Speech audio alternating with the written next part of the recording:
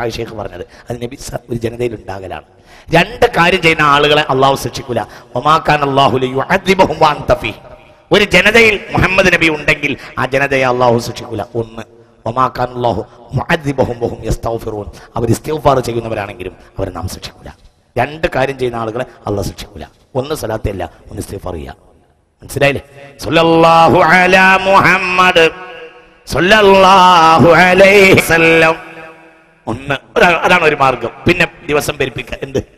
അസ്തഗ്ഫിറുല്ലാഹൽ അലീം, അസ്തഗ്ഫിറുല്ലാഹൽ അലീം, അസ്തഗ്ഫിറുല്ലാഹൽ അലീം, അസ്തഗ്ഫിറുല്ലാഹൽ അലീം.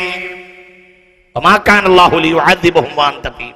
ഒരു ജനതയിൽ റസൂൽ ഉണ്ടെങ്കിൽ ആ ജനതയെ അല്ലാഹു തആല ശിക്ഷിക്കൂല. ഒന്ന്. പിന്നെ വമാ കാന അല്ലാഹു മുഅദ്ദിബഹും വഹും യസ്തഗ്ഫിറൂൻ. അവർ ഇസ്തിഗ്ഫാർ ചെയ്യുന്നവരാണെങ്കിലും അവർ അല്ലാഹു ശിക്ഷിക്കൂല. രണ്ട്. ഒരു ജനതയിൽ അള്ളാഹുവിന്റെ ഹബീബ് ഉണ്ടാകുന്നതിന് പകരമാണ് ഹബീബിന്റെ മേൽ സ്വലാത്തില്ല. സല്ലല്ലാഹു അലൈഹി വസല്ലം. ഹബീബിന്റെ റൗളയിൽ എത്താൻ വേണ്ടി ആഗ്രഹിക്കുക. എന്നിട്ട് ഈ സ്വലാത്തിലേക്ക് ഇവിടെ വെച്ചും പറ്റും. സൂറത്തു നിസാഇന്റെ 64-ാമത്തെ ആയത്ത് കാണാൻ തുടങ്ങിക്കുക. ലവജദുല്ലാഹ തവ്വാബർ റഹീമ വമാ അർസൽനാ മിൻ റസൂലിൻ ഇല്ലാ ലിയുത്അഅ ബിഇദ്നില്ലാഹി വലൗ അന്നഹും അൻഫുസഹും ഇളലമു അൻഫുസഹും ജാഊക ഫസ്തഗ്ഫിറുല്ലാഹ വസ്തഗ്ഫറ ലഹുമുർ റസൂലു ലവജദുല്ലാഹ തവ്വാബർ റഹീമ. അവർ അങ്ങയുടെ അടുത്ത് വരും, എന്നിട്ട് അവരും പൊറുക്കലിനെ തേടും, അങ്ങയെ കൊണ്ട് പൊറുക്കലിനെ തേടിക്കുകയും ചെയ്യും. അപ്പോൾ അള്ളാഹു അവർക്ക് പൊറുത്തങ്ങോട്ട് കൊടുക്കുമെന്ന കാര്യം ഉറപ്പാണ്. സൂറത്തു നിസാ 64. അതെ അതെ അതെ അതെ അതെ. സ്വലാത്തിന് പെരുപ്പിക്കൽ അന്നെ ശഫാഅത്തിന്റെ മാർഗ്ഗം പറഞ്ഞ സ്വലാത്തിന് പെരുപ്പിക്കല. സ്വലാത്തിന് ഒരു പ്രത്യേക മാനദണ്ഡമില്ലാന്നോ. സ്വലാത്ത് എന്തുവാ? റസൂലുള്ളാഹിനെ പറ്റി പറഞ്ഞു. ഇതൊക്കെ ഇപ്പൊ നമ്മൾ ഇതിലും സ്വലാത്തുണ്ട്. നമ്മൾ റസൂലുള്ളാഹിനെ പറ്റി എന്തൊക്കെ പറഞ്ഞു? സ്വല്ലല്ലാഹു അലൈഹി വസല്ലം സ്വലാത്താണ്. അള്ളാഹു നമ്മൾ സ്വീകരിക്കട്ടെ. എപ്പോഴും റസൂലുള്ളാഹിനെ പറ്റി ഇങ്ങനെ പറയുക.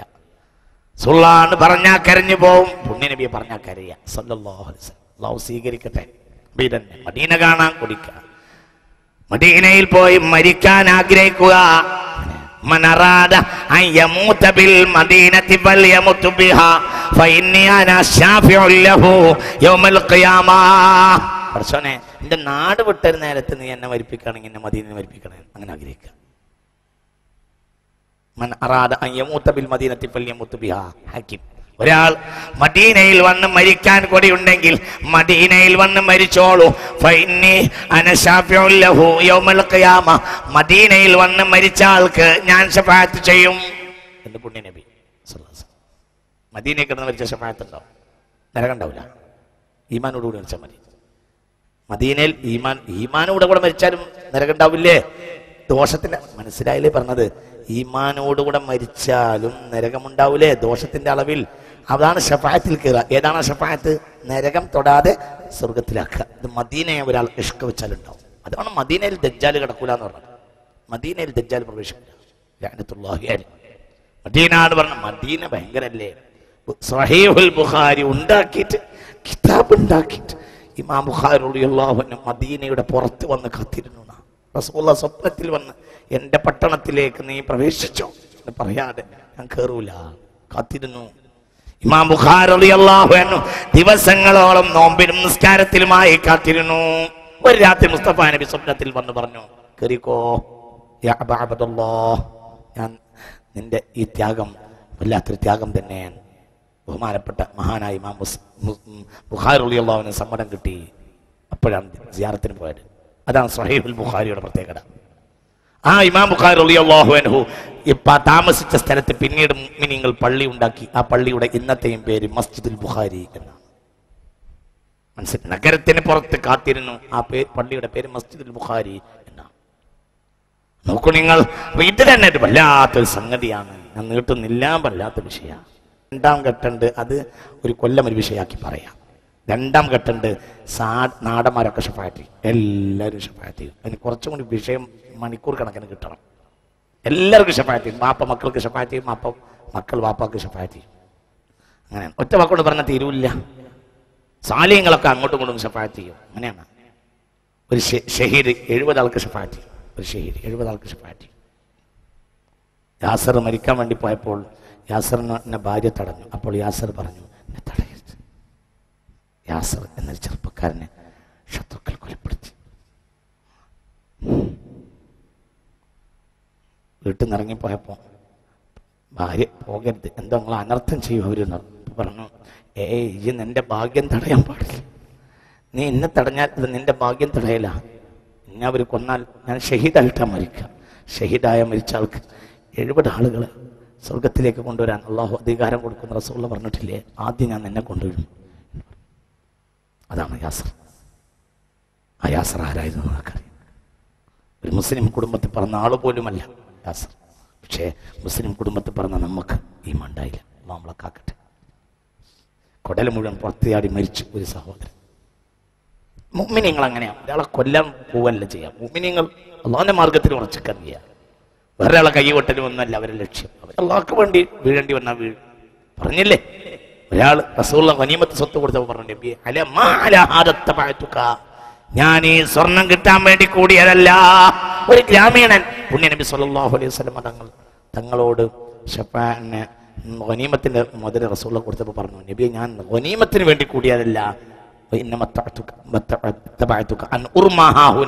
ഇവിടെ എന്നെ കുത്തിക്കൊല്ലാൻ വേണ്ടി കൂടിയതാണ്.